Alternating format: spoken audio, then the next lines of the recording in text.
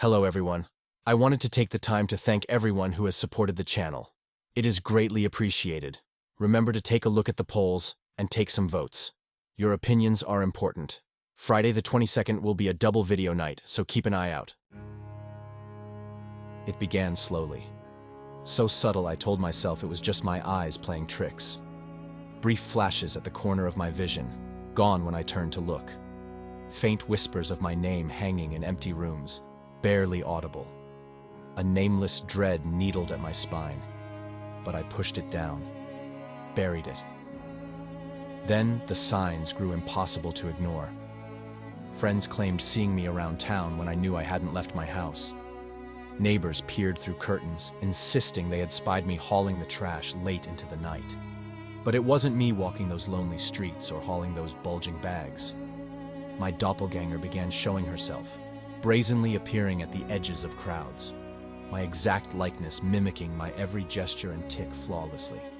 I'd spot her across the mall floor, a precise mirror image replicating my movements. If I changed course or turned, she did so in perfect synchrony.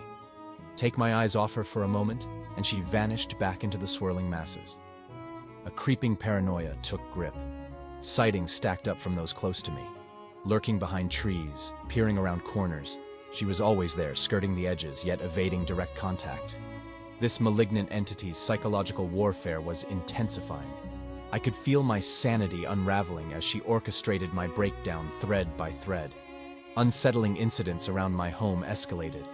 Faucets left running, cupboard doors left wide open overnight.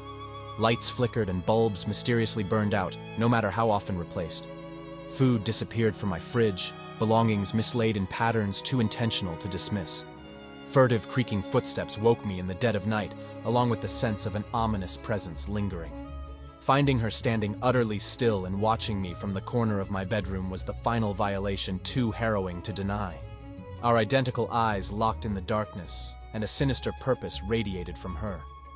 She wanted me to know she had infiltrated the last refuge I had. Sleep never came again that night, after I blinked and found she had vanished. But the bone-chilling impression left behind singed itself into my psyche. In desperation, I installed cameras and sensors throughout my home, turning it into a fortress. But it soon became clear any physical barrier was useless. Footage revealed her confidently coming and going, even with the alarm armed and doors dead-bolted. She glided through walls and defenses like a specter, casually invading my most intimate spaces while somehow avoiding being captured head-on by the cameras. Occult texts offered an unorthodox last resort, an ancient ritual to banish doppelgangers from the mortal plane. With trembling hands, I surrounded myself with mirrors and candles marked with esoteric runes.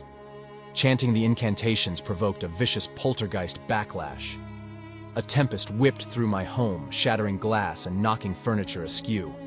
But I gritted my teeth and persisted through the mounting chaos, determined to see the ritual through. The climax was interrupted by a knock at my front door that turned my blood to ice. I considered not answering, but knew she could enter at will anyway. Steeling myself, I opened it to find her waiting and smiling malevolently. "We end this tonight," she purred, shadows curling behind her. My nerve almost failed me then and there, but refusing to show weakness, I stood firm in the doorway. "You have no power over me or my home," I declared, willing it to be true. She let out an inhuman shriek, the shadows around her solidifying into writhing tendrils. "I will destroy every last shred of you," she seethed. In that moment, I saw past the supernatural projections to the very human core of our struggle. Two halves of one psyche, my dark side run amok. Focusing my will, I shouted the banishing incantation with new conviction. Her screeching took on a panicked edge as she thrashed against invisible restraints. The ritual verse poured from me like exorcising flames. Her form buckled, the grasping shadows evaporating as her shell grew transparent. With a last desperate wail, she collapsed into a swirling vortex before winking out completely. In the aftermath, my home was utterly silent and still, seemingly holding its breath. Cautiously, I stepped outside to find only mundane reality waiting under the peaceful night sky. Friends and family stopped reporting uncanny sightings after that fateful confrontation. She was banished back to the netherworld that had spawned her. The nightmare was finally over, my home and psyche my own again. In the weeks that followed, I slowly rebuilt myself, scarred but resolute. Navigating crowds, I would still find myself glancing over my shoulder, wary of her reemergence. A flicker of movement in my periphery put me on high alert. Part of me wondered if she was simply laying low, gathering her strength before striking once more. But as time passed, uneventfully, my guard began to lower. I focused on reconnecting with loved ones I had pushed away, no longer wanting to isolate myself. I unpacked the trauma of what I had endured with a counselor, making peace with the darker parts of myself my doppelganger represented. I was not fully healed, and perhaps never would be after such supernatural malevolence had fixated on me for its own cryptic reasons. But I was piecing myself back together after refusing to surrender my identity and sanity.